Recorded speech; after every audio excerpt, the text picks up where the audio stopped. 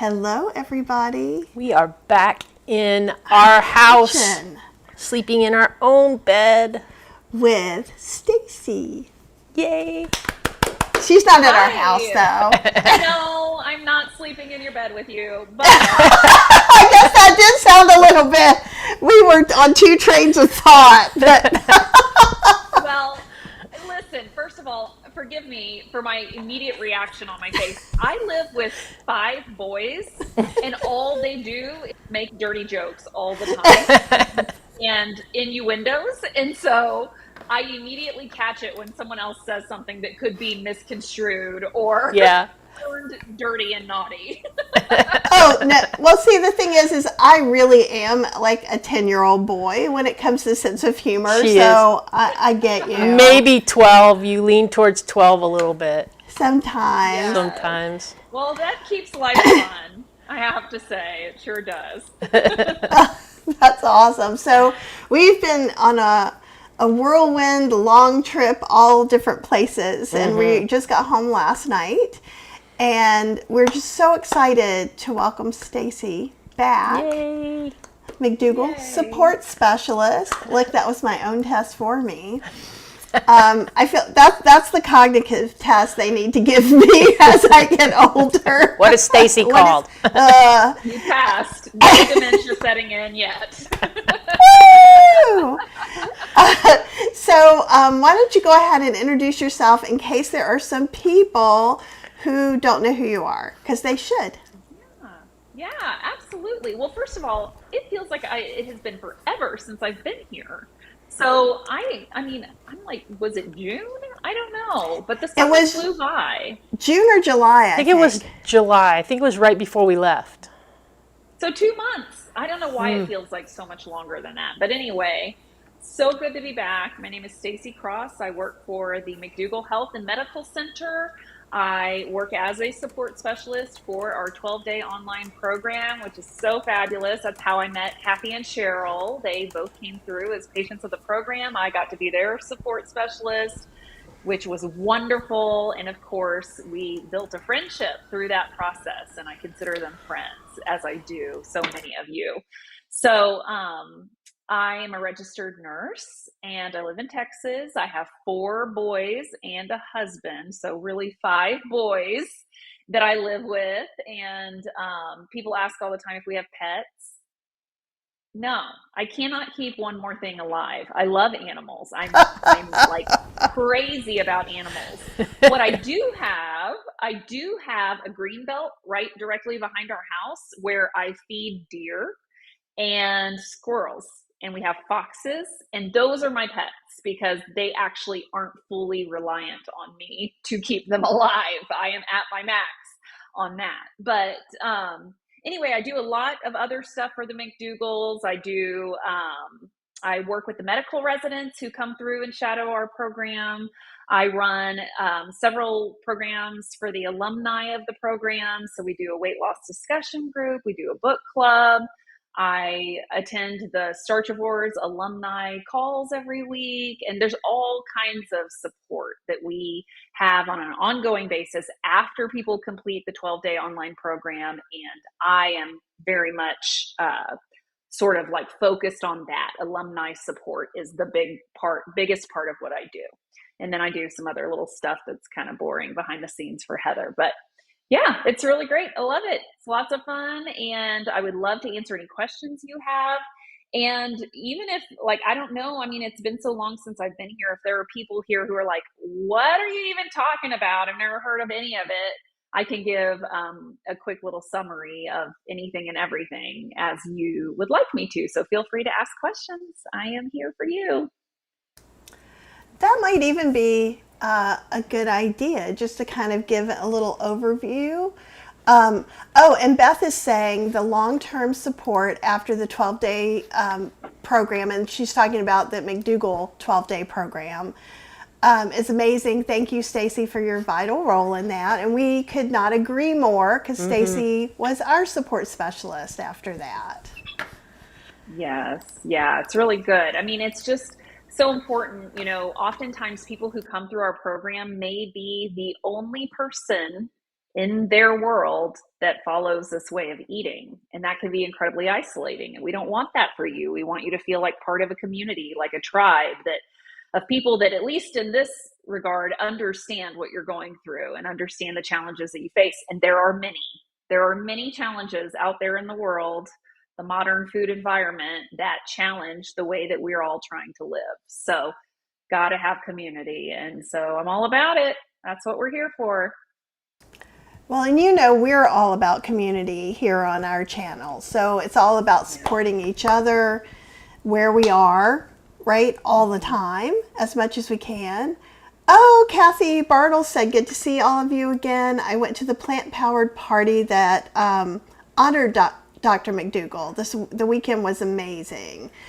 I know Chef AJ was there, and I got a late invite, but we were in the middle of the Atlantic Ocean, so we could not be there. But I've heard it was amazing. I think Heather went, didn't she? Mm-hmm. Yep, Heather was there, said it was a great time and super honoring to her dad. And she got to meet several of our patients that she hadn't met in person before. And sounds like it was really fun. I am not at all upset or bitter or resentful that I was not officially invited. I wasn't officially invited till the last minute.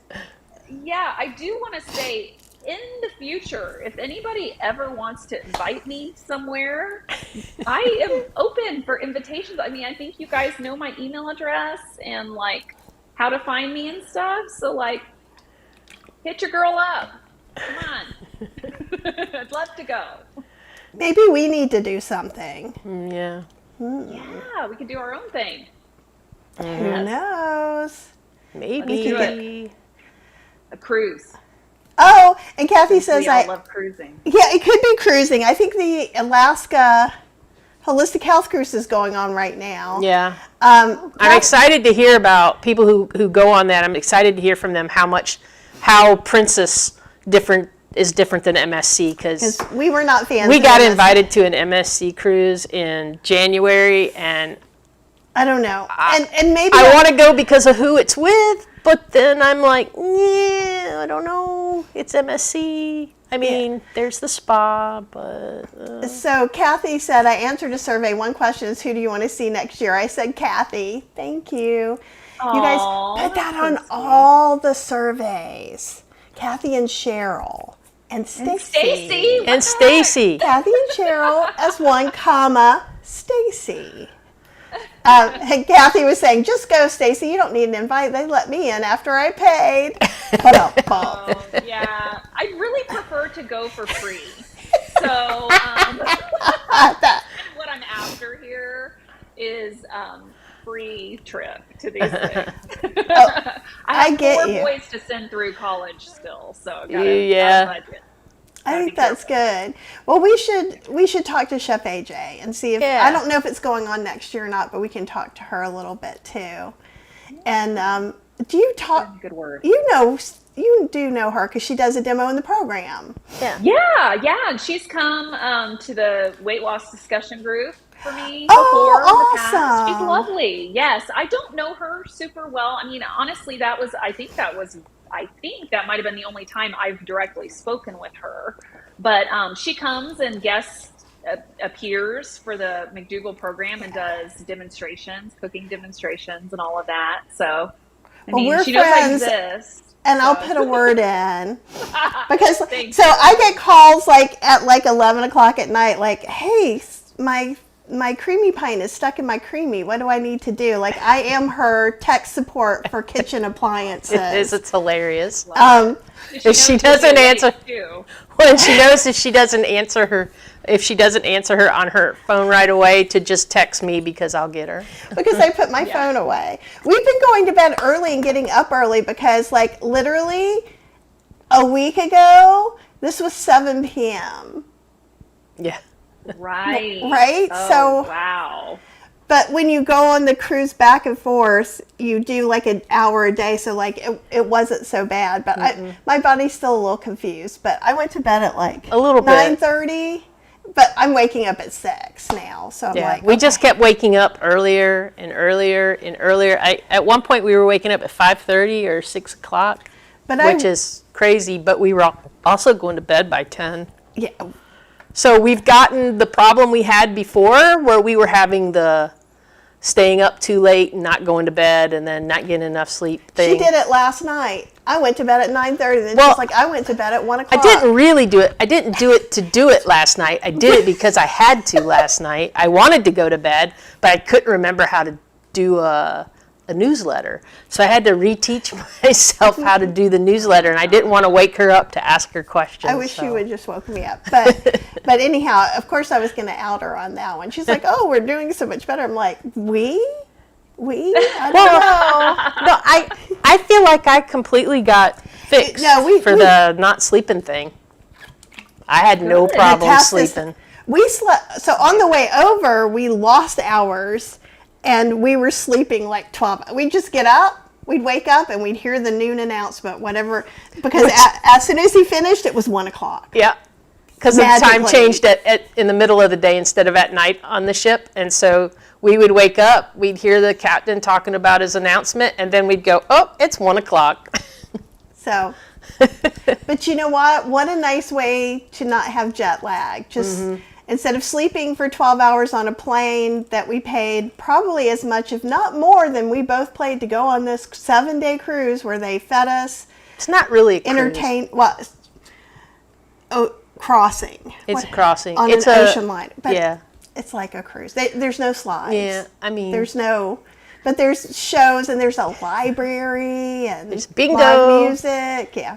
But anyhow, we're far, far off our original topic, which is the Starch solution. But I will say this for all of you is that if you go on a Cunard cruise, and Cunard is actually, there's a bunch of companies owned by the big overlying Carnival Corporation, and Cunard is one of them. But it's the one when you think of the like red and blue stack, the original kind of thing.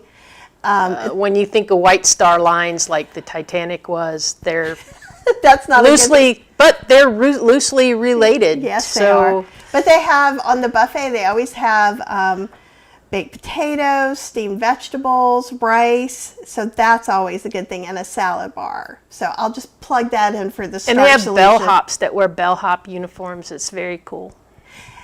And hopefully you guys have asked some questions too. But one of the things we thought about talking about, if nobody has any questions, was portion control. But did you want to talk about something else first, Stacy? Well, no, not necessarily. Okay, what do you want to talk about? Well, Beth kind of brought up a subject talking about the Princess maybe will have more potatoes than the MSC cruise did. But one of the things that we found when we were in the UK and in other places was that, I don't even know how to explain it, but potatoes were more potato-y. They were denser and more filling. Like, so I know there's different varieties of potatoes, and I think CJ is in here in the chat now, and so she lives in Edinburgh, and we hung out with her for 3 days, I think, at least 2, I think 3. And she was like, well, there's different kinds of varieties. And I'm like, I do. But it felt like a yellowfin and a russet had a baby. Mm-hmm. They were just so filling. Like, sometimes I can eat 2 potatoes, but there I could barely get through a half a potato sometimes. Like, they were just so dense and so filling, and they filled us up so much faster. It was really... And we thought it was a fluke the first time, and then we noticed it again, and we kept noticing it everywhere we went. Yeah, we noticed it in Iceland too. I mean, I eat more turnips, I think, in Iceland than potatoes, but it was just kind of interesting to see how things are different. It was really interesting to look at some labels, even of things that should be treaty, right? Things that you're not going to have all the time, and like, the U.S. is this much ingredients, and they have this much ingredients. And that made me sad. There were some things that, like in the U.S., would have like maybe 12 ingredients that had 4 there. And all the chemicals, all those chemicals and all that is just gone there. And it was Very eye-opening. And we are talking, just to be really clear, branded food that exists in the U.S. and exists in the U.K. So I'm not trying to compare apples and oranges where I'm looking at, I don't know, Lay's potato chips here and the health food baked brand there. It's Lay's here and Lay's there. And that was shocking. That's the part that was shocking. Because the laws are different. They don't allow the same things in their food. Well, let me just say, what you're saying right now, this is a perfect segue into how we have politicized literally everything in our country. You can't even make an observation like this, Kathy and Cheryl, without, I'm sure you're going to get some emails about how dare you talk about our country and our regulatory bodies and saying that it's different and we're not protecting our citizens like they are over there, and that we're protecting industry over health. And it is just a fact, people. It is just a fact. This isn't a political statement. You literally can look at a package of the exact same thing in Europe versus one here, and they are completely different ingredients. I wish we would have saved some of those. Yeah, we should have bought something and brought home. Oh, and CJ saying a lot of American foods are banned here in the UK because of additives. Yeah, and exactly. And again, one of the things that because I'm definitely not trying to be political. I'm just being factual about it. Yeah. Although it makes me sad. It does, because I think that we should make sure we're taking care of our people. There was no high fructose corn syrup in anything that I saw. If it had sugar in it, it had cane sugar or real sugar.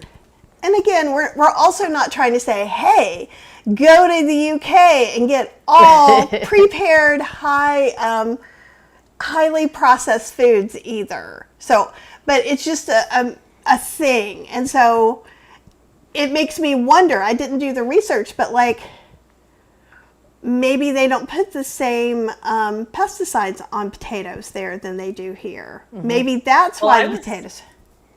I was thinking, our agriculture here is such that we are just trying to grow things as quickly as possible and to minimize loss.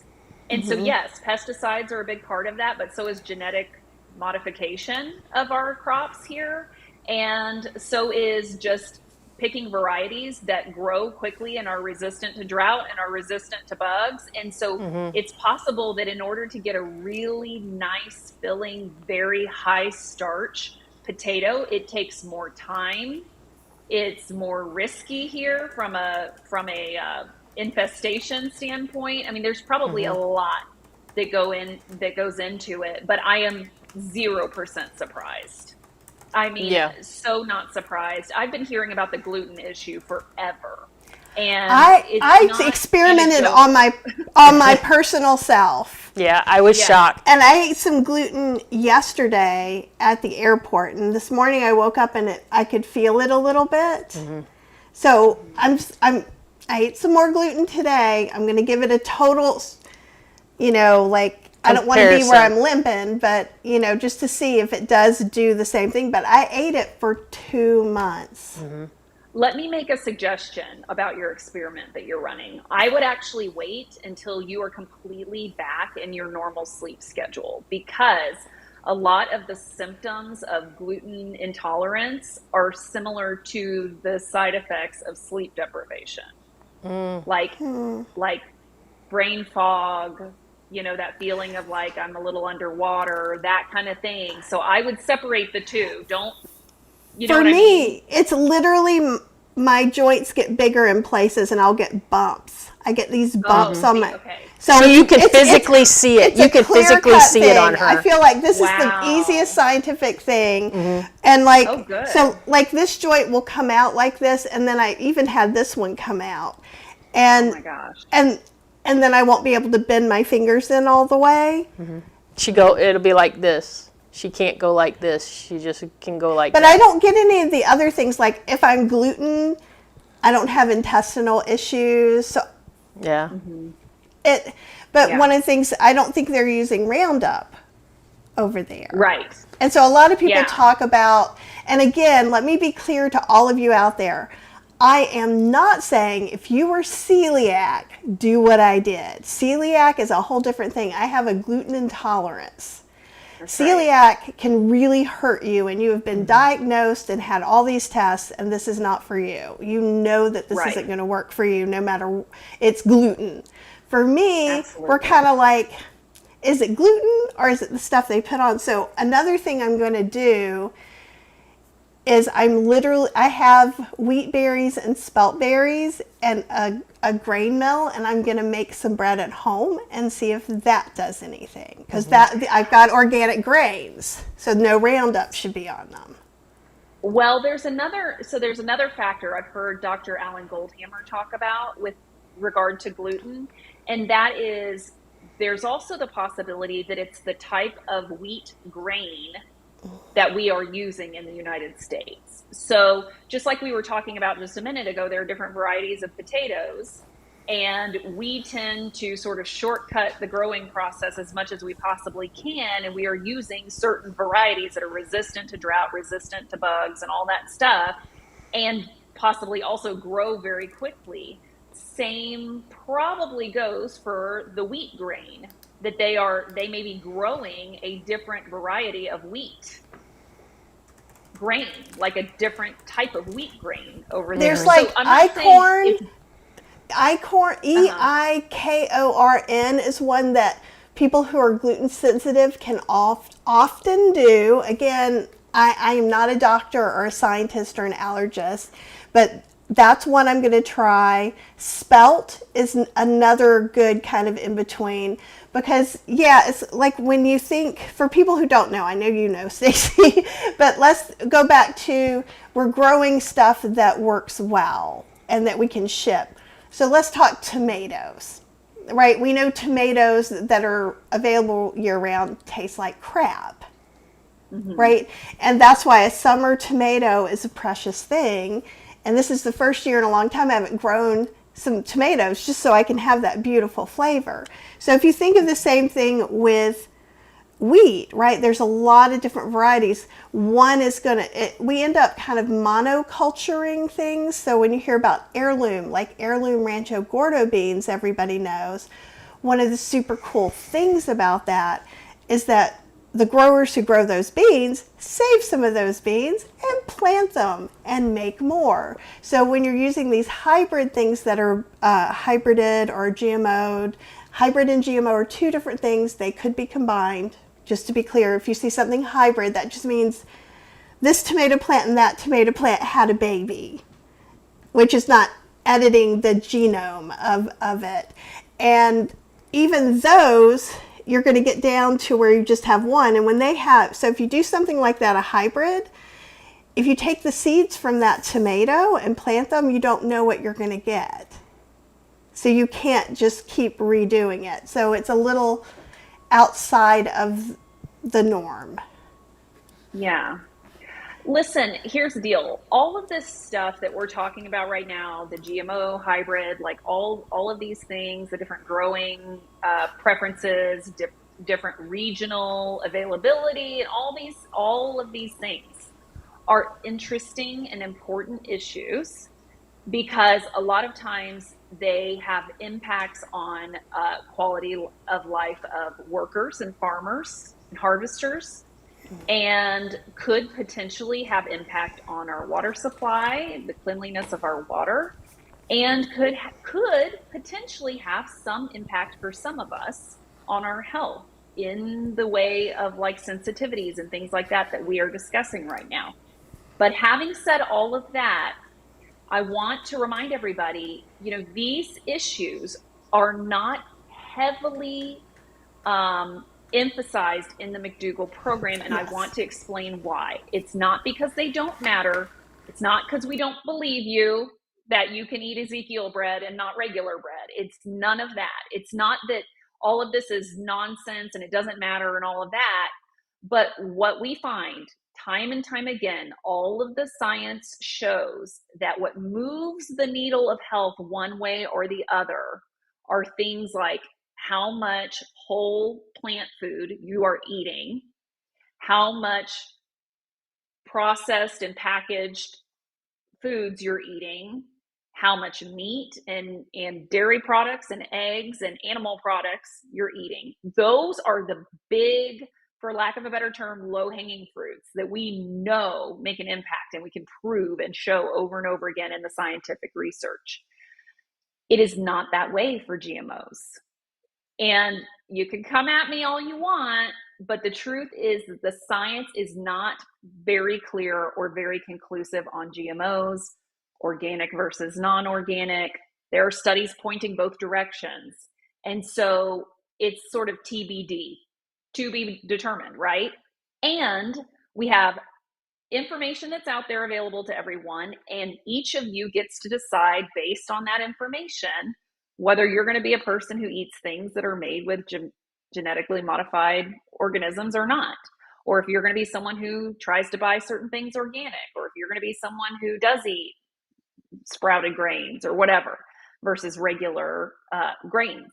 So I just want to remind everybody, because what can happen sometimes is when we get, and I'm not saying we're there yet, but this kind of conversation oftentimes can lead people into the weeds about this versus that. Like, oh, this variety of, mango does this and this, and we start to not be able to see the forest for the trees. And so I oftentimes in these types of discussions really want to encourage everybody to zoom out to the big picture. What are actually the practices and things that I can put into place today that are vital, that will move me forward, that will move the needle of my health one way or the other? I agree with you 1,000%. And it's one thing, I feel like we're just having this side conversation because it's kind of interesting. And I know that you know that too, just for everybody else too. And it could be a thing like, if I am allergic to Roundup, who knows? This is a way I can figure that out. But I'm certainly, you guys know me, and if you're new to me, you may not know me. Use what you can do. And I agree with Stacy. What moves the needle? It's not, oh, I have $10 this week to feed my entire family. I guess I have to get this one organic tomato and somehow make it work. No, go to Aldi's, get those beans, get some rice, see what's on sale. So it's not a moral judgment here with us, and it never is with the McDougall program either. It's about what can you afford, what's going to work best for you. And I mean, don't forget, there's just nothing wrong with frozen vegetables or having some frozen rice in the freezer. Make things as easy as you can. And when you're making it easy, then you can kind of have some of these conversations. Like someone else, Ellen was saying from Ellen's Healthy Kitchen, that her sister and her both have celiac, but she can eat wheat in Europe. I would be careful about that and talk to your doctor. I would too. Yeah. But they do grow their wheat differently. And so here's another thing that I'd like to throw out there too. When I'm talking about these different grains, so I got whole spelt, right? I got whole wheat berries. You can cook those too. They're great in the slow cooker because you can put them on and just let them cook all day. And it's perfect fall food. And then you can even take the leftovers and put them in your soups and things like that. Oat groats are really yummy for things like that. So even as we're talking about some of these other things that you're like, oh, I'd like to try that, but I don't want to make bread. I don't want to add something that calorie dense to my diet. Don't forget, you can make, I have a recipe on healthyslowcooking.com for a slow cooker oat groat chili, right? And nice. You can just throw everything together and there you go. One thing, Kathy was saying she got, is it Corsian flour from Azure? Corsian, it's one of those heirloom varieties of wheat, I believe, and it didn't perform well in a yeasted bread. So one of the things about all of these different kinds of wheat berries or adjacent things like spelt is going to have to do with its gluten content. So if you truly are allergic to gluten, that may be an issue too. And going back, TS2U said, joining late, if not already, can Stacy touch on the weekly, monthly paid group she runs and who is it for. Saw it mentioned in the email from Heather. Oh, okay. Sure. I mean, this is pretty program specific. So this is for the people, and I guess I did touch on it a little bit, but there is the weight loss discussion group. So I lead a group. It's a weekly group. It's 1 hour long every week of the month, and it's a discussion-based group about weight loss and topics on weight loss. Today, for example, I had the group right before I came on here, and we talked about deprivation, feeling deprived when you're following a food plan.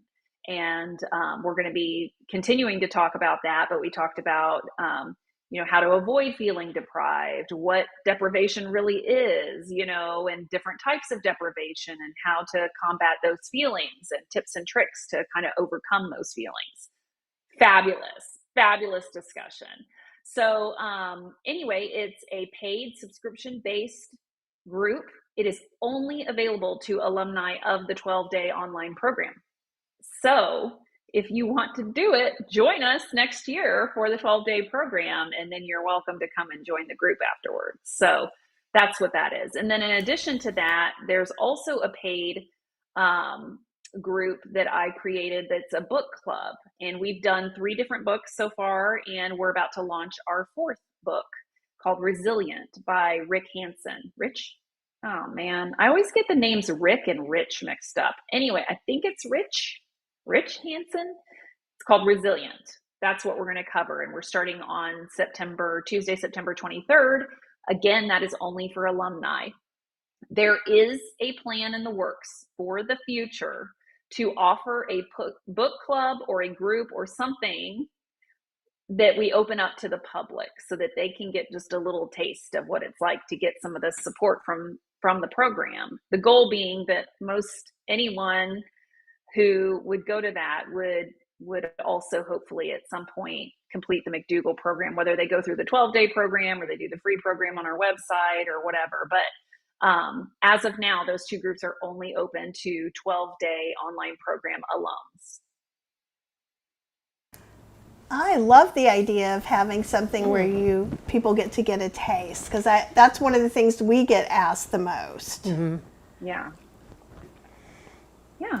Now, when is the next program? You're saying it's next year? There's not another one this year? No. So we had a program on the books for October, and it was we didn't have a ton of enrollment, and we had a lot going on over here in McDougall world outside of the program. And so we decided to go ahead and cancel that program so that we can finish off the work that we're doing on a couple other projects that will be coming out in the next coming few months. A couple new things going on at McDougall in the next few months. And so anyway, we wanted to be able to focus all of our attention and efforts towards that. So that's why the October program was canceled. But yes, we have our schedule. It will be coming out very soon for January, and starting in January. We have 4 programs that we'll be running next year: January, April, July, and October. Okay, that's good to know. So if you guys are thinking about it, go ahead and get started, because one of the things that we usually talk about, and since we've been gone for a few months, I just want to bring back up too, once you enroll, even before, you get to talk to Dr. Lem and get stuff moving. Yes. And so right now, no one is enrolling. What we have on our website, where you would normally go to enroll in the program, is a wait list. And the wait list is there, and we'll contact everybody who puts their email address in there to release the dates and the links for signing up for 2026 programs as soon as they are ready to go. So that's what you want to do. If you're interested at all in attending the 12-day program in 2026, you need to go to our website, go to programs, 12-day program, and then it'll say join the wait list. And you just put your email address in, and then we'll let you know when those dates are released. Yeah. It's a great program, and I mean, it really helps you, just kind of you at some point you have this aha moment and realize that it really can be just that simple. to just change your mindset a little bit. And I wish Elizabeth was on here, because I'm like, Elizabeth to me is like the poster child of having the change of mindset, and what Totally. a huge impact that can make on someone's life. Just, she had the aha moment. She followed up. She did some sessions with some other folks in the program as well, just to make sure that she was like on the right path. And she has just gone like gung-ho, like, I'm benefiting from her hand-me-downs. So I'm okay with that, because I have a bunch of new t-shirts now. So Funny. But it would be an idea, Stacy, maybe we should talk offline sometime about maybe Elizabeth could join us on something too, or just to Sure. interview we can interview her or both of you, however it ends up working. I'm sorry, my nose itches. I swear I'm not doing anything but scratching. Someone's Oh. thinking of you. Isn't that a thing? Like someone's thinking of you? yeah, that's usually Yeah, that's 'cause usually what it somebody's is. thinking hard. It must be Yeah. the kitties. It's probably my mom saying, "Why haven't they called me to let me know they're home Oh, you yet?" didn't call her? No, I thought it was too late last night, so I was Okay. going to do it this morning. That's what texts are for. So let's kind of go full circle back around. So you guys, if you're interested in the McDougall program, go ahead and sign up so you can just get notified of the dates. Even as an alumni, there's not that much McDougall email. It's not like it's going to flood your inbox. I can tell you that for sure. What's kind of cool is you'll notice when a few things come up or a new video or something like that, and that's really helpful. So I don't feel like there's some places I sign up and I'm like, oh, should I have done that? Yes, you should sign up for the McDougall email. Yes, and let me say one quick thing about the McDougall emails. It's one of those rare things where every single email we're giving you something, and we're very rarely asking anything of you. And that is because that is the type of medical practice that Dr. McDougall established when he started. And Mary and Dr. McDougall and Heather have been vigilant about keeping it all about getting tools in people's hands. He knew that the business would come, that the patients would come. He didn't need to be a salesman in order to get people to come. So anyway, the emails are fantastic. Even when I get them, I'm like printing out recipes, and I'm like, oh, I have never seen that recipe on our website. Let me go check it out. Let me make that tonight.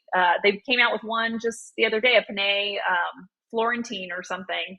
I was like, I'm making that. So I went ahead and, download or took the picture screenshot on my phone, and I'm planning to make that this weekend. So anyway, it's a great email list to be on. It's not burdensome or, bothering you like a lot of these different emails do. So Yeah, no, I agree too. And so we have a couple of questions or generality kind of questions.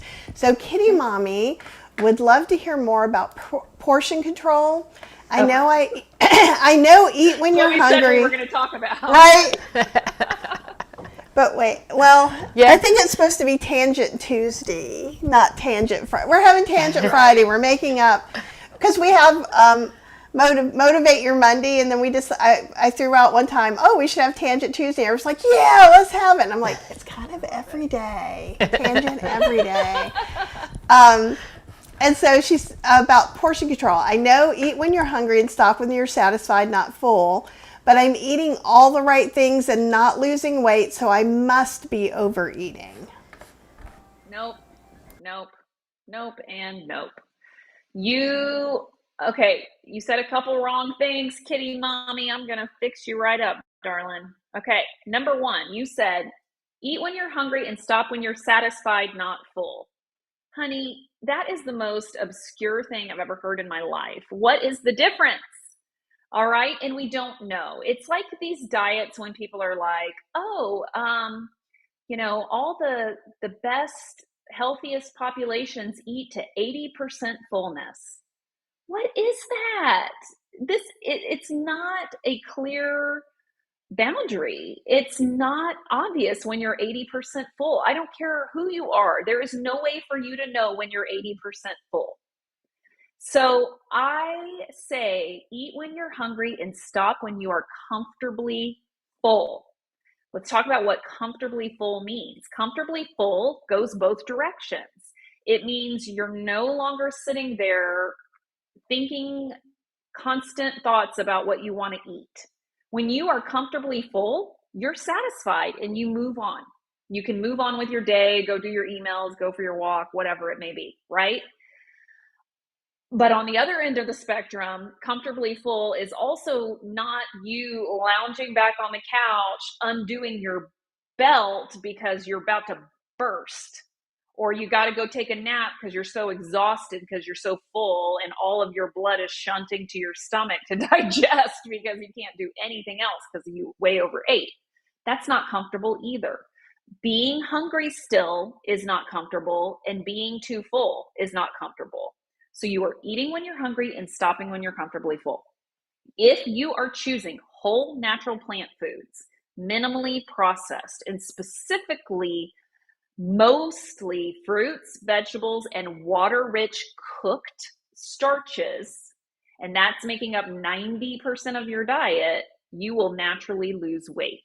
And if you're not losing weight, very rarely is it because people are overeating those foods.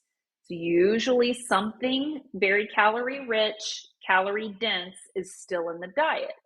That can be perfectly McDougall compliant foods that are healthy and health promoting, but are too calorie rich for you to lose weight on. Examples would be whole wheat bread, muffins, dates, fruit juice, smoothies, nut-based sauces and dressings, peanut butter. Those are some examples. Dry cereals. All of those are very calorie dense. And so you're not going to have the same weight loss experience if you're eating a lot of those. It's going to slow down your weight loss. Whereas if you're eating potatoes, beans, rice, corn, quinoa, barley, cooked oatmeal, cooked pasta, fruits, and vegetables, the weight for the most part just comes off and you don't have to think about it and it's no big deal. So usually kitty mommy, the overeating of those types of foods is very rare unless you're adding a bunch of sugar or a bunch of salt, a bunch of condiments and dressings and sauces that make that food so delicious you can't stop when you're comfortably full. You just blow past your fullness cues. That's usually what the issue is. And Kitty Mommy, if you want to put in there maybe if that's resonating with you, or if you feel like, you can give her more information. She said, yeah, I don't eat processed foods or sugar, salt. So by processed foods, are you talking about like bread and muffins? So are you just eating potatoes, grains, fruits, and vegetables? She said, I don't even eat pasta. Yeah, there's something missing. There's something missing. Maybe you're already at your ideal weight and you don't know it. I mean, there's so many things that it could be. And without looking at a food log and knowing exactly what you eat from day to day and knowing exactly how often you go off of that, how often you go out to eat, how often you eat after bedtime or after dinner, what your activity level looks like, how tall you are, how old you are, how much you exercise. I mean, there's so many factors that go into it. But by and large, for most people, if you are sticking with fruits, veggies, and water-rich cooked starches, eating when you're hungry and stopping when you're comfortably full, you will lose down to your ideal body weight relatively easily without having to weigh and measure your portions or anything like that. Now, having said that, if you think you might be overeating the good, wholesome foods, and so what I'm talking about is like plain potatoes. If you are overeating plain potatoes, it might be a good idea, just for FYI, to track your calories for a couple of days and see how many calories you're taking in. Just to see. It does happen. It does happen on occasion, but like 95% of the time, it's something else that's sneaking in that people don't even realize is high in calorie density.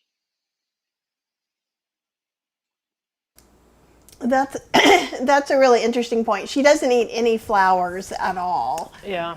Is what she also Nuts, added. nuts, seeds, avocados. There's so many things. Fruit juices, fruit purees, smoothies, dried fruit, all of those things. Never got to eat. I do snack, but it's fruit. And she said, "Gotcha." She never goes out to eat. She does snack, but it's fruit. I'm definitely not at my ideal weight. I just turned 64 today. But I'm wondering, what was I going to say? Oh, now I remember. So let's go back, which I know it's not usually the case, but let's say I overeat potatoes. Maybe Cheryl overeats on rice. So what I would think, and you tell me what we should do, I would think that maybe I would turn to rice, which is not quite, and actually it's really I think we both do pretty good on potatoes, but we can overeat on rice. And I think, but any of that could change. But let's say that's our main setting. Do you think just changing to another starch for a little while would help Yes, see results? it does. But overeating of those things, whole plant foods, you can't determine that you're overeating based on your weight. Whether or not you're overeating is based on what that food makes you feel like. I'll give you an example. Dates. Okay. I ran a marathon for the first time ever last winter. I'm really proud. It was great. And I trained really hard for it and I was ready and it was good. But I used dates as my running fuel, my training fuel. And then of course in the run itself, I used dates and it worked beautifully. It was like the perfect endurance training food I could have possibly used and I would do it again. However, I also found out I love dates too much. Okay. Like, this is not a girl that eats a date and then walks away. No, they are so good. And turns out when you're not running, like 50 miles a week, you can't just have an all you can eat buffet of dates at all times. So, of course, as soon as I finished training for my marathon and ran it, I needed to get the date situation back in check. And initially, I started just trying to go, okay, I'll just have like one in the morning or two in the morning. It didn't work. I couldn't do it. I couldn't turn it off. Once I had a date, I could not turn it off. So dates can't live in my house right now. And I know that about myself because I saw how I behaved with them. The scale cannot tell me that, right? I mean, if the scale is stuck, you can address, how different foods are making you feel and all of that. But the scale doesn't tell you if you overeat a food or you don't. Overeating potatoes, plain, with nothing on them, is virtually impossible. And I say virtually because there's always somebody out there. Unfortunately, everyone thinks that they're that person. So I'm telling you, it's like less than probably maybe 1% of people can truly overeat plain potatoes. Okay. Most of the time when people say they're overeating potatoes, it's because they're slathering them with barbecue sauce or some other kind of like gravy or something like that. And you have to recognize in that case, it's the salt and sugar, potentially fat, that is calling to you. And if you had left that potato plain, it probably wouldn't be the case.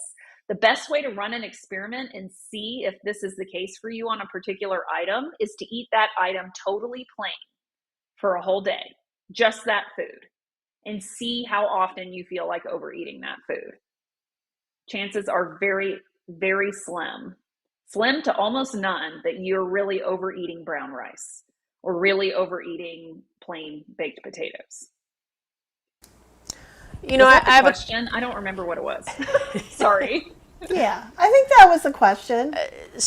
I have a question about that because what if the situation is not that you're actually overeating, that you're undereating, and just you always hear about your body kicks in and tries to store stuff if you're not eating enough because it thinks it's starving. Nonsense. Is it? Nonsense. Starvation mode is nonsense. It's not science. It's not true. Okay. What does happen is when you undereat calories, your body does down regulate your metabolism to preserve what you have. But believe me, if I were to stop eating today and I didn't eat for many days in a row, I would die. Okay. So that's people tragically do starve to death. They do. Okay. Starvation mode is not a thing. It's been disproven. But it will downregulate your metabolism, and you will see that in that you will have no energy. You'll be dizzy every time you stand up. You won't be, skipping over to the mailbox like you are accustomed to doing. You'll be dragging down there if you even go to the mailbox at all. That's how you can see when you are not fueling your body with enough energy, there are ramifications that are obvious outside of your metabolism, your burn, your daily calorie burn decreasing slightly. So it's not under eating. It's your situation is not likely under eating. The situation is either you still have something that is calorie dense or richer than fruits, vegetables, and water rich cooked starches, and or you're slathering it with condiments and dressings and all of that.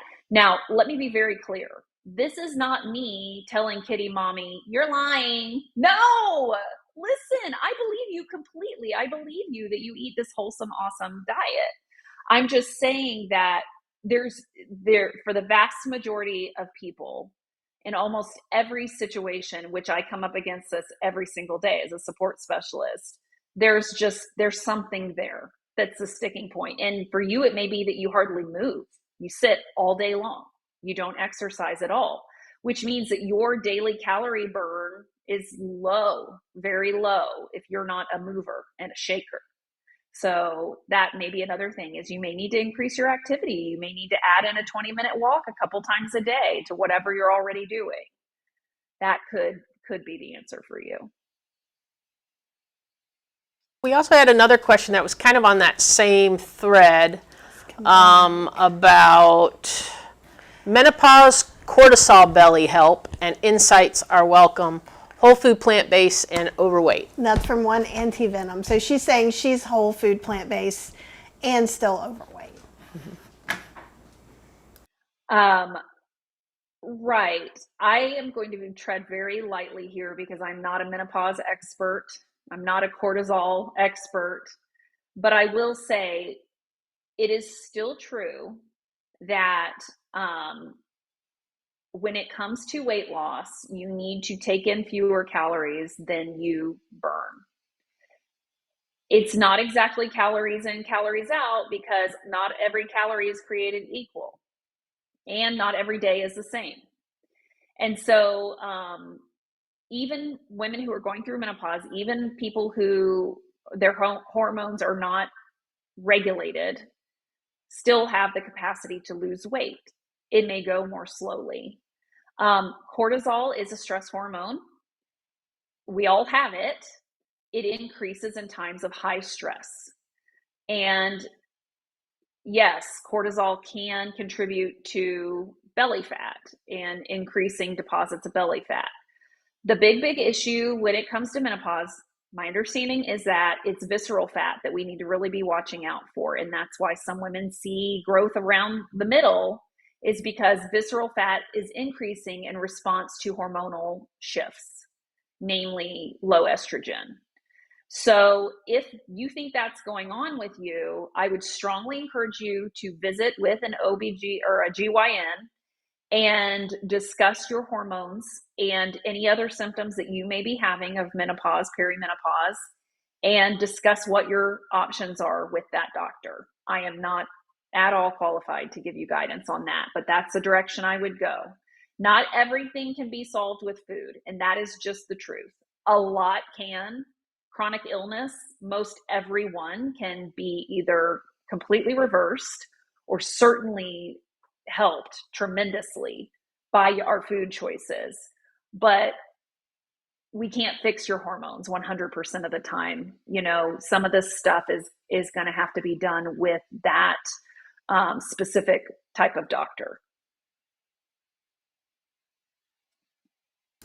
That Everybody's body's different. Everybody's got different DNA and things like that. So those kinds of things, those chemical changes in our body, all that is different for every individual. So if there's someone that can help you, like a doctor that's good at that kind of stuff, I mean, by all means, use what information is out there and what professionals are out there for that.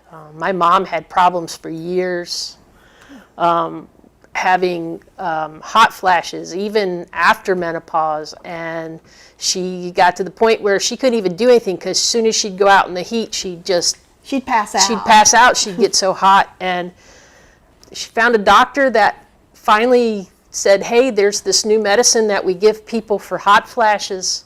I know you're past that, but let's try it. And it's fixed her. She's not having those hot flashes anymore. She's not passing out from heat. And it can be good to see your doctor. Now, everybody's doctor isn't open-minded and up to date on the latest research. So you can always gather some studies to bring with you or something like that, or change doctors if you need to, or find someone who's a menopause specialist to see what's going on. And kind of in that same vein, Kitty Mommy says, and I walked during work 10 miles a day, so she's not sedentary. And what I would say too to that is sometimes, just like what you're saying, the diet doesn't fix absolutely everything, because there are things like, I have a thyroid disease, right? You know, I have to take a thyroid hormone every day, or there's all different kinds of other things. So make sure that you're, you know, this is me talking, not the McDougall program talking, but I like to get my labs done and see what the things are instead of going, well, I think my vitamin D might be low. You know, I like to see some of the facts. So definitely, if you're doing, if it seems like you're doing everything right and you can't find the holes in things, wouldn't you then go see a doctor? And for everyone, you can see Dr. Lim too, right? He will take patients sometimes. Is that correct, or not? Only from the program? Only from the program? Not correct. No. Okay. So the way you become a patient of Dr. Lim's is to go through the 12-day program. As of right now, that's the case. Okay.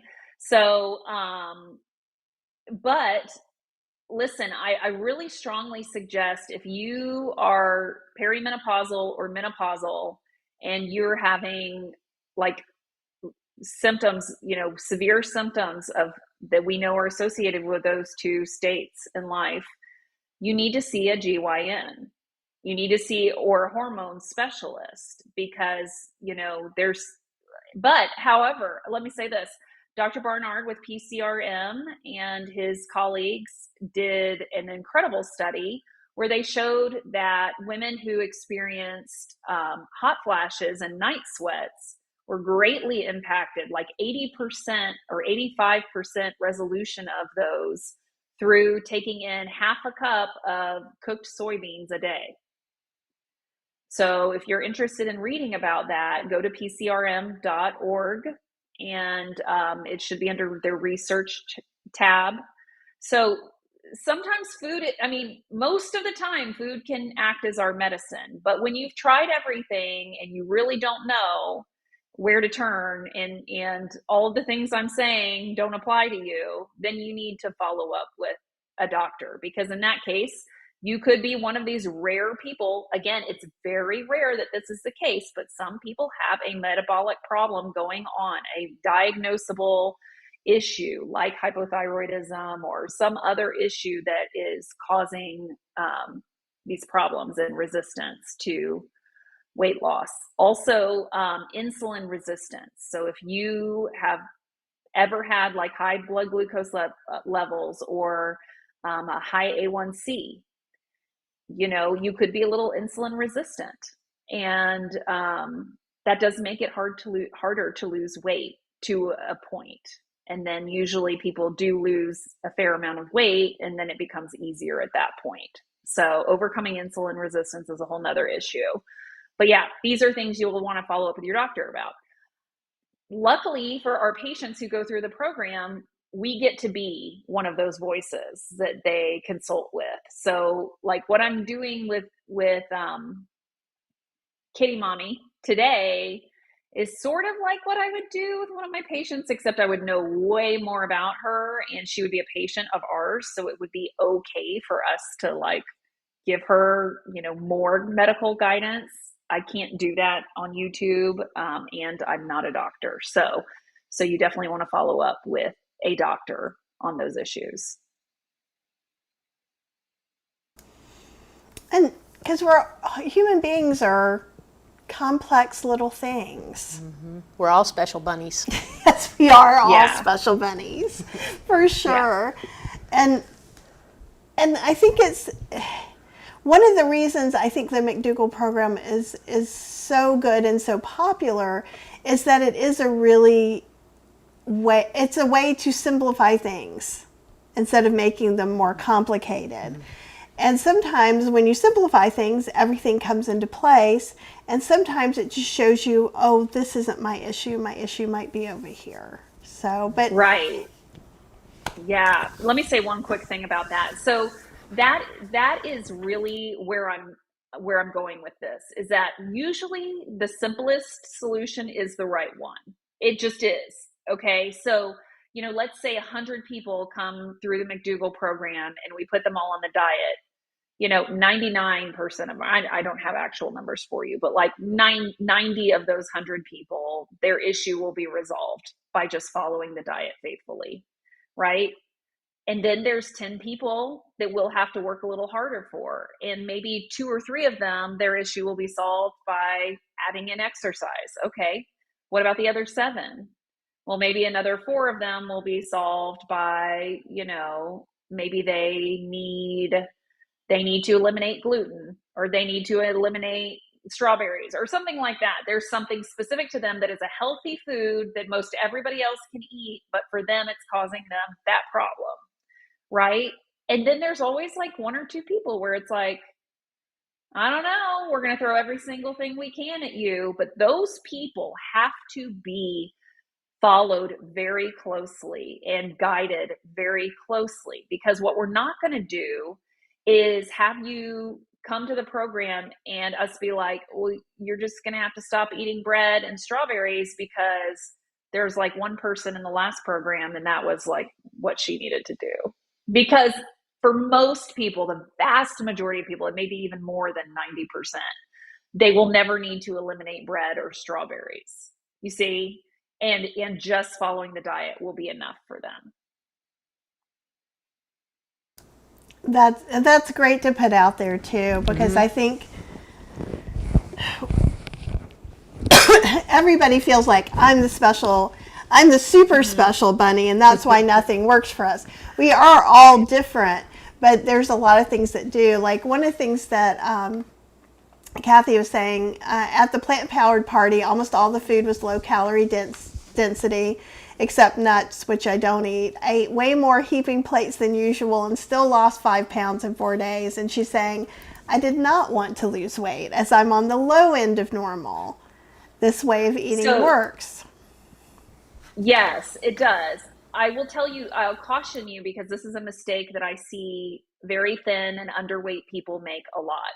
They think, okay, I eat the McDougall diet, but now I'm thin enough. I don't want to lose any more weight. So I just need to eat more of the McDougall foods, like specifically the weight loss foods. Like I need to eat more potatoes. I need to eat more rice. I need to eat more beans. And the truth is that those foods are so low in calorie density and so filling that you're basically not taking in any more calories over the course of the day because your stomach, you can only fill yourself up so much. What you have to do is shift into higher calorie density foods sometimes. This is very rare. Again, very, very rare. There's a reason why at the powered party, most of the food was low calorie density. It's because most people have a weight problem and it's not underweight, it's overweight, right? So in that case, Kathy, I would say you need to be, since you don't eat nuts, that's a bummer because nuts are an easy way to put weight on. But since you don't eat nuts, you need to be going for dry starches like breads, baked goods if you can. Dried fruit juices in that case would be appropriate. Things made with nuts and seeds that you might, if you don't have an allergy or something that you might enjoy, like hummus made with tahini or peanut butter or things like that, even if you don't like nuts. Those are all great things. But what you don't want to do is increase your intake of oatmeal, because it's never going to work, because the principles of calorie density are based on the fact that each of us eats approximately the same poundage of food every day, no matter what the food is, and day in and day out we eat about the same poundage of food. And so if you're increasing, you're having heaping plates of oatmeal and potatoes and veggies, it just may be that that's not enough calories. You've got to go higher on the calorie density scale. Oh, that makes perfect sense. And also, everybody isn't trying to lose weight. So some people need to gain weight. I know Chef AJ has also been trying to gain some weight in her journey as well. But Kathy was saying, I knew I'd lost weight, so I made cookies with oats and dates and 100% chocolate when I got home, which is kind of what you were saying. Beth was saying, does this point tie into the research, Dr. Barbara Rolls, I believe, that over time each individual eats roughly the same weight of food every day? And then she said Jeff Novak references this briefly. Correct. Yes, it's the principles behind volumetrics, which is Barbara Rolls' brainchild, which is the predecessor for calorie density, the principles of calorie density.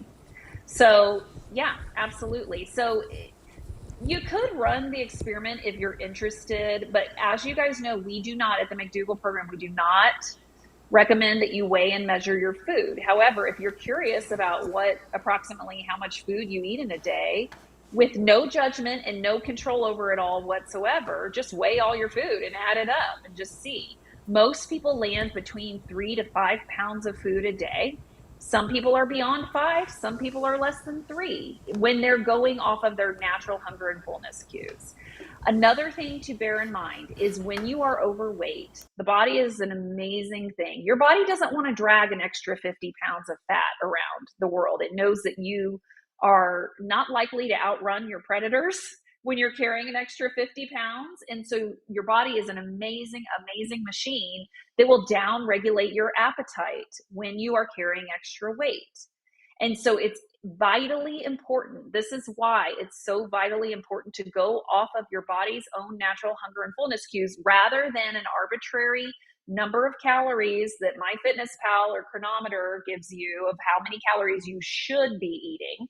Because the truth is, if you're overweight, your body will naturally down regulate your metabolism, or I'm sorry, not your metabolism, your appetite. Okay.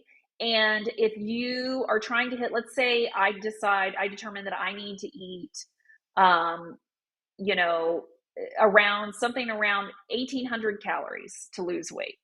Okay. Let's say I need to eat 1,800 calories to lose weight, and that's my number. That's my plan. Right.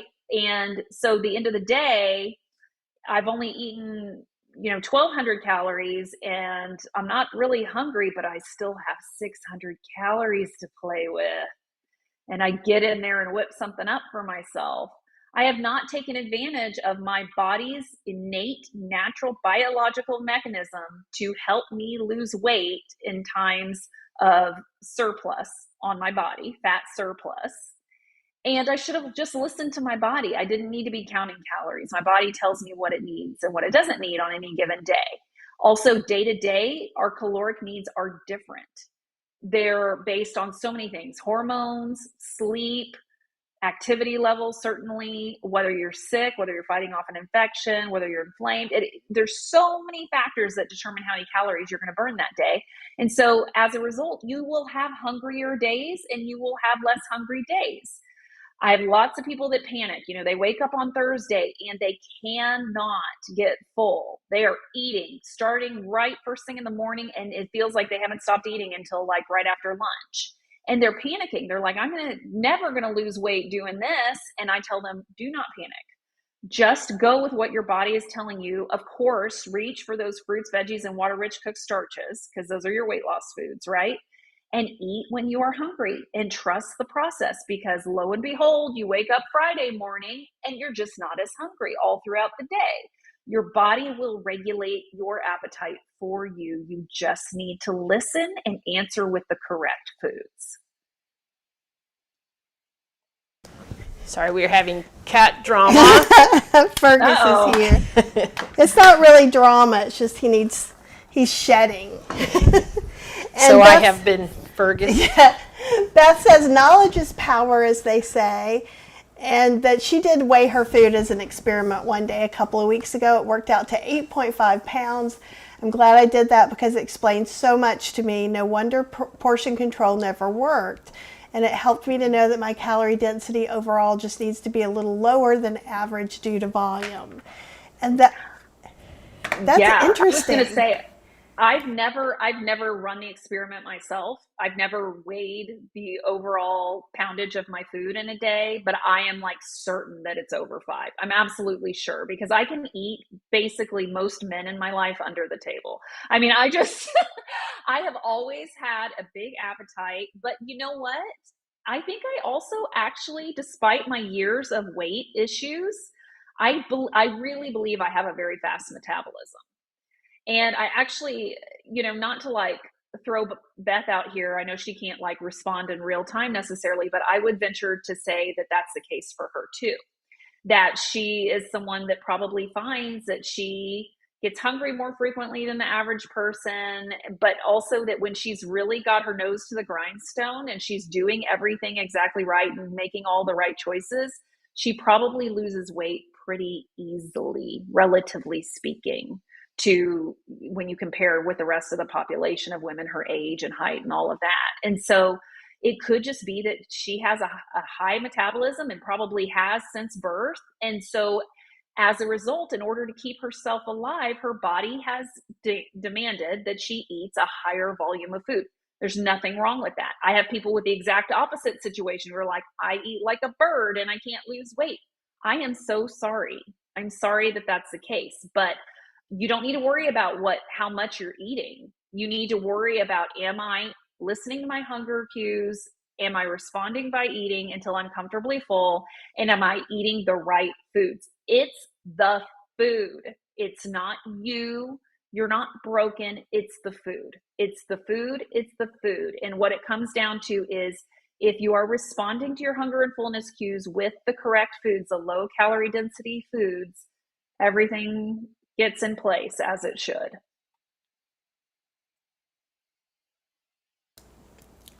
I think that's awesome. And do you have Stacy, Beth says, Stacy, all that you said is true. I do have to keep my nose close to the grindstone with really limiting higher calorie density foods. Mm-hmm. And it's just a different, I never thought about it quite like this. I don't know how I haven't, but it makes total sense because sometimes people eat more than other people. I don't know. Yeah. I don't know why. We eat completely different. We do. And we used to, it used to be what would happen is if I was eating less than her, then she would keep trying to give me more food.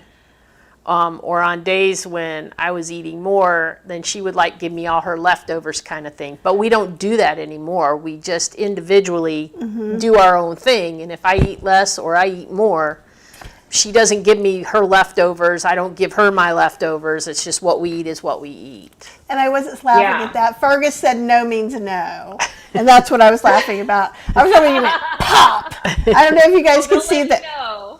What I love about cats. But I just wanted to let everyone know I wasn't laughing at Cheryl talking, so I was giving all this good information. Watch your cup. He's going to knock it in. Can I give you guys a real quick little example of this that I think is very powerful in my own life? So, yes. Okay, so I am 5'5", which is approximately average height for a woman, and I'm incredibly active, and I'm midlife, perimenopausal, right?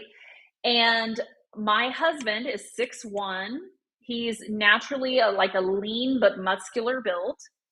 And the other man in my life primarily is my father, who is 5'11" and also naturally lean and a muscular build. And so those are the two guys, like grown men type guys, that I eat meals with from time to time, right? And I eat so much more food than they do, way more, volume wise, way more. And so all this stuff about like, oh, how much food like you're a little lady, you shouldn't need that much, or you shouldn't this, or you shouldn't that.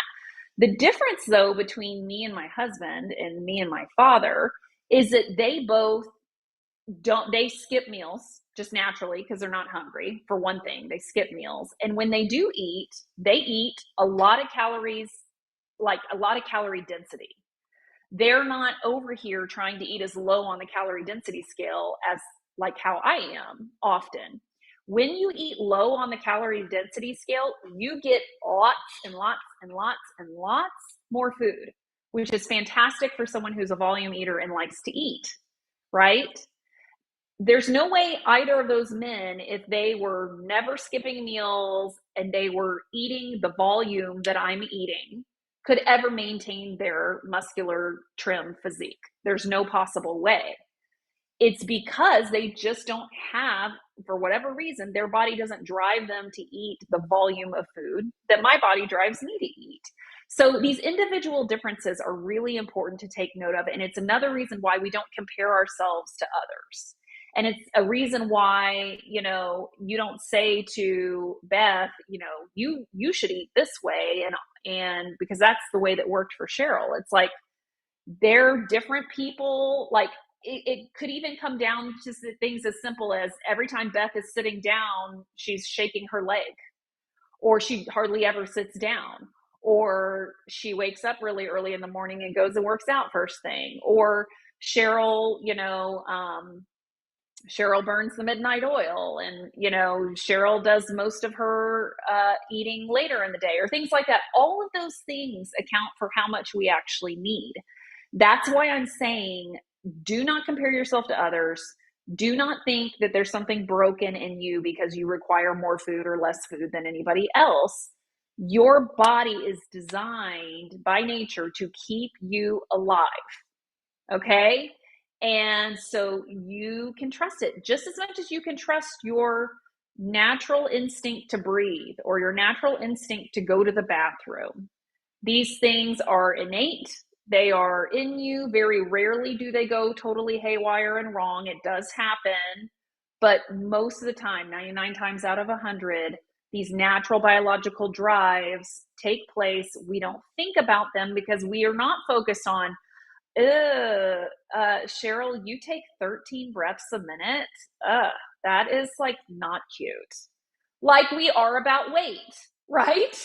And appetite. We're so laser focused on trying to be skinnier and trying to take up less space in the world and trying to eat daintily and all this stuff. But that drive to eat is just as natural and biological as your drive to breathe. But we don't sit there and judge people when they breathe more or less times in a minute than the person next to them. So try to like recapture some of that if you can. Like, this is natural.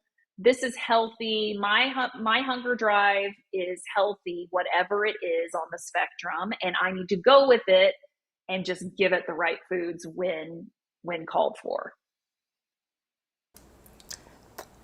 I think that's one of your best explanations of things. Like, I love it. I feel like that was just as good as your stories were to end the show with. Like, because it is really easy to just kind of look at everybody. And I know it looks like it's weird. It's just, there's a kitty right there. And the kitty's like, you've been gone for 2 months. Love me. But I think it can be hard to not look at what everybody else is doing or try to compare yourself. And kind of like one of the things I think, it wasn't Beth, it was Kathy, the person who had lost some weight at the plant-powered party. Chef AJ had said, when I got my picture with Chef AJ, she said, good, you're thin too, so I won't look so thin. And just as a way of kind of, But just to kind of like, it just depends on where you are. But like, we're all people. Everybody loves Chef AJ no matter what size she is. Right? Because she's awesome. And it's the same thing for you guys. Somebody loves you no matter what size you are. And it's great to do things for your health. And I don't think it's always very good to try and do something so someone else will think better of you. Because oftentimes they'll find something else to think less of you with. You know, like if it's someone who's picking out things, then maybe you should just not hang out with them as much. And then you can spend more time taking care of yourself, taking lovely walks, reading a book, cooking delicious, healthy food. Just an idea. This has been my year of boundaries. So, and I kind of feel down. It's kind of like that, right? Like, do more things that make you truly feel good. You know, you might think that naughty treat's going to make you feel good, and it might make you feel good for a couple of minutes, but there are longer term things you can do. Like, for me, I can never go wrong with oatmeal breakfast. And I tell you what, on every cruise ship, that's what I eat for breakfast. I love oatmeal. It makes me happy. I feel full. It lasts a long time. I can usually get free, fresh berries to put on it. She makes it happen. Oh, you would not believe how many berries I put on the oatmeal when I'm on Virgin, because I'm having my oatmeal, and I get strawberries and blackberries and blueberries, baby. They have like a little to-go box with berries in it, and she'll go get the berry box. And there's something else in there. Is it yogurt or something that you just like? They won't do it for me without of it, and I just it's like 2 tablespoons of yogurt, so it's not the worst waste in the world. But they don't put it on the berries; it's on the side. So she just takes all the berries and then. But you know, so sometimes it's kind of interesting that of all the things, like Cheryl sometimes makes fun of me, of all the things, I'm like, what fruit do they have to go on the oatmeal? That's like what makes it from like regular oatmeal to super treaty oatmeal, and I carry around a chai spice to put on the oatmeal too, to make it taste yummy. But yeah, treats. Yeah, Jay Gary says, Chef AJ says vegetables for breakfast for maximum weight loss. But that's a little different than the McDougall program that we're talking about today. She kind of has a base of McDougall and then some other rules. Rules are exclusions. Yeah, just know that's not our rule, and that's perfectly fine if you want to experiment with that. But we really want you to create a lifestyle around eating that is sustainable for you long term. If you love having vegetables for breakfast and that feels like the life for you, do it. That's wonderful. But do not do it because somebody else told you to, and certainly don't do it if you don't enjoy it or it's really inconvenient or anything like that, because that's going to make it not sustainable. So that's the only caution I would give you there. I think Chef AJ's rules that she has for her ultimate weight loss, which is different from the McDougall maximum weight loss, is that she put some rules in place that worked really well for her. They gave her results that she has, that she attributes, to those rules. So that's perfectly fine. You can definitely try that out. I will say, hold any guidance that people give you loosely, in the sense that if it starts to feel like a burden, if it starts to feel like chains, then that's not anything you want to build a lifestyle around. So always ask yourself, is this something I can enjoy and sustain for life? Because that's what we're after. And that's what's really, really important. Like me, I include sweet potatoes in vegetables. And I can eat a sweet potato any time of the day or the night. And it is, and not her. So it is about finding, like, what is that whole food plant-based thing that you love? And maybe it is greens. You like greens more now than you ever did. Yeah, I like greens. And also I'm eating beets now. Who knew? And Amazing. Yeah. So I like the little sweetness that they taste less like dirt to me now, and they taste more like sweet stuff. So those are nice. Add a little sweetness to a bowl, but I still am a rice, and I'm still a bowl person. Rice with something on it. Yeah. And good. Well, I know you need to go for the day, and I just want to thank you again so much and for letting us move things around while we were gone. So thank you so much for that. And you just gave so much great information. And thanks to everybody who's hanging out with us. If you have any questions, Stacy is awesome about coming back and looking at the comments. So if you're watching the replay and you're like, I wish I could ask a question, do it.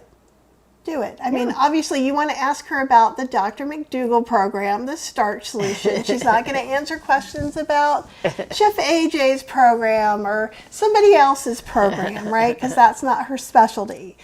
And she may or may not address all of the whole food plant-based rumors you might ask about. But she is incredibly knowledgeable. So that's my way of saying, don't bother her with like, can I put blueberries in my smoothie with banana? You know, things from other places you might have heard.